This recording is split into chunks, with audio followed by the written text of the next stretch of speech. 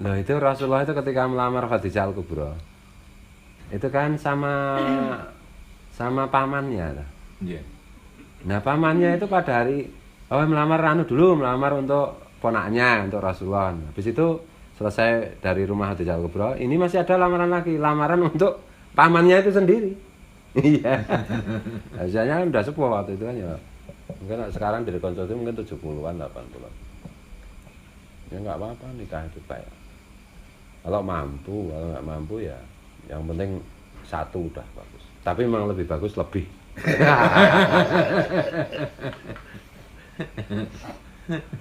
Ada adanya kan ini kalau istri itu merelakan suami menikah lagi, tidak minta cerai. Ya rela itu kan bertingkat-tingkat ya. Intinya itu kriteria ikhlas atau tidak ikhlas itu yang penting si istri tidak minta cerai. Udah itu udah dianggap ikhlas. Tidak minta cerai karena suami nikah lagi, itu pahalanya surga. Tidak usah dihitung, pahalanya langsung surga.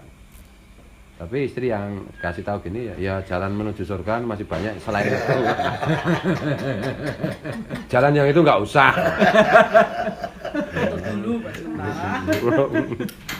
Kadang-kadang orang berpikirnya begini, poligami itu enak ya, laki-laki enggak. Saya itu pelaku. Saya merasakan bahwa poligami itu memudahkan perempuan dan merepotkan laki-laki. Iya, lebih repot laki-laki. Enak era sepiro, repotnya yang lebih panjang, lebih banyak. Kan orang memikirnya begini, wah enak ya, istrinya lebih dari laki-laki bisa beristri lebih dari satu. Kalau perempuan nggak boleh. Mana itu enak bener laki-laki? Siapa bilang? Poligami yang berusaha untuk bener. Itu yang berat itu laki-lakinya. Karena mau poligami mau monogami, yang penting kan tugas suami itu memastikan, mengusahakan istrinya dan anak-anaknya bahagia masalahnya. Kalau lebih dari satu kan berarti kewajibannya lebih banyak. Membahagiakan lebih banyak. Iya. Membahagiakan banyak. Membahagiakan lebih banyak orang itu kan lebih sulit. Dan sebenarnya itu kan lebih pada perlindungan terhadap wanita. Betul.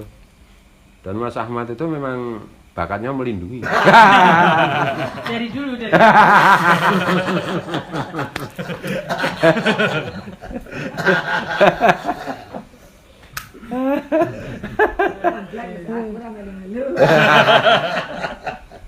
Seru ya poligami itu harus dibicarakan.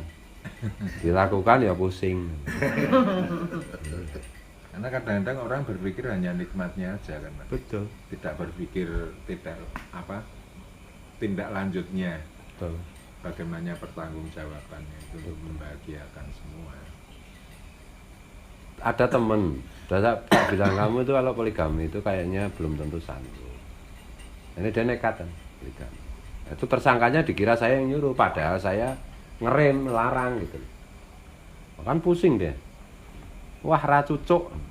Enak era sepiro wae. Mumete sing gitu. Lho kan Dani sampai bertahun-tahun didiamkan sama istrinya. Iya, bertahun-tahun. Ini kemarin ketemu aku, piye? Wis rukun, alhamdulillah udah. Mah disuruh kawin lagi tenane ya. Ya disuruh kawin lagi nih bar kuwi aku dibeleh. Padha wae. Ya Pak Yai provokatornya. Enggak, saya itu enggak pasti tahunya kalau yang ngocoi. Iya, semua orang anggap saya. Ya gini, orang mau poligami itu main ke sini. Saya larang, dia nekat. Karena habis ke sini dikira saya yang nyuruh. Ya kan repot toh. Padahal ke sini itu saya larang dia.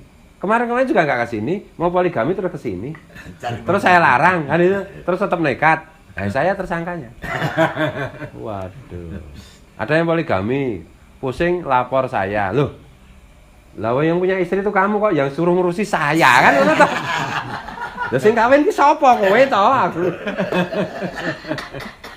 Lagi kan ini kalau nggak bisa membahagiakan istri itu nggak usah pokoknya kalau istrinya udah nggak bisa bahagia cerai gitu.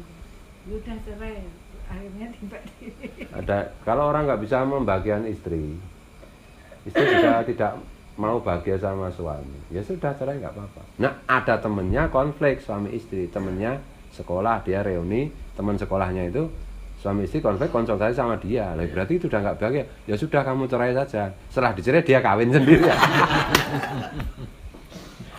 Aduh. Konsultan yang bertanggung Alasan lho, kok kowe ngawini anu bojoku. Lah aku kan iso membahagiakan istri. Aduh, macam-macam. Di tempat curhat yang baik tahu jauh nih. Tapi di lingkup tertentu masyarakat itu memang poligami itu solusi gitu. Kalau nggak poligami ya bisa berbahaya untuk keluarga kan. Dia bisa main dengan perempuan lain, bisa terkena AIDS dan seterusnya, nanti nular istrinya dan seterusnya kan bisa juga. Ya anulah. Kalau asalnya hukum itu kan orang kawin itu kalau dikhawatirkan tidak kawin berzina wajib ya. Tapi kalau dia tidak kawin tidak zina, kawin juga apalagi, itu dia sunat saja menikah. Tapi kalau dia menikah tapi tidak punya kemampuan memberikan nafkah batin, itu malah haram menikah. Dan banyak terjadi juga di masyarakat tetangga dulu kita di Notrom itu, yang suaminya itu nggak bisa ngasih nafkah batin, ya bertahun-tahun menderita, akhirnya ya cerai. Tapi kan udah membuang waktu bertahun-tahun Ya. itu. Ngapain? Ngapain kan Jadi itu? menikah itu bisa jadi jatuh hukumnya haram kalau kondisi seperti Iya. Jatuh haram laki-laki yang misal tidak punya nafsu pada perempuan atau tidak punya kemampuan untuk itu. Haram dia menikah. Harusnya sebelum menikah dia memberitahu kan. Iya. Kalau saya tidak mampu ya enggak usah nikah. Iya. Jangan nanti udah jadi istri enggak bisa memenuhi kebutuhan. Iya. Ini pernah terjadi, bukan pernah ya, sering terjadi kayak gitu. Nikah 6 tahun, suaminya enggak bisa. Akhirnya si istri minta cerai. Nah, ini kemarin yang konsultasi yang kamu itu ya, Mi? Berapa tahun, 14 tahun atau berapa nikah? Itu kumpulnya cuma 2 atau 3 kali. Karena suaminya itu punya penyakit. Dia anunya itu nonton film, hobinya. Tidur aja nggak mau jadi satu. Penyakit psikologis itu. Dibawa ke dokter juga nggak mau. Ada yang begitu. Ada yang di anu itu. Dulu nikah lagi juga nggak mau. Ada lagi yang dia itu ACDC, yang laki-laki. Homo. Ya. Jadi selama jadi istrinya itu cuma sekali dikumpuli. Kebetulan punya anak. Bertahun-tahun dia suaminya malah ngumpuli karyawannya yang laki-laki. Ada terjadi seperti itu saya lihat sendiri kan. Jadi hanya buat status saja ya. Iya. Rumah tangga. Iya. Pada intinya itu kan begini ajaran Islam itu. Ajaran Islam itu harus rasional, adil, masuk akal kan gitu.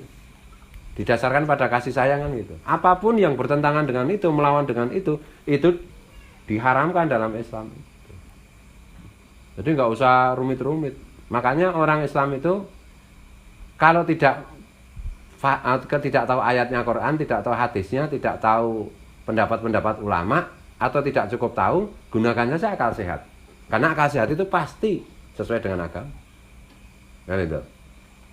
Karena untuk mempelajari agama kalau tidak tuntas, ya terjadinya kan salah paham. Nah, repot. Gunakan saja akal sehat. Saya selalu memberi saran pada teman-teman itu. Kalau ada ustadz atau siapapun ngomong begini, ayatnya begini atau hadisnya begini, kamu saring aja dengan akal sehat. Kalau nggak masuk akal sehat, pasti itu bukan perintah Islam. Mungkin hadisnya benar, mungkin ayatnya benar. Yang nggak benar itu otak orang yang bilang itu. Tafsirnya yang salah. Karena Islam itu dasar pertama dari saringan Islam itu ajaran Islam apa enggak? Itu masuk akal enggak menurut akal sehat? Kalau masuk akal, mungkin itu disuruh Islam, mungkin juga tidak. Kan itu.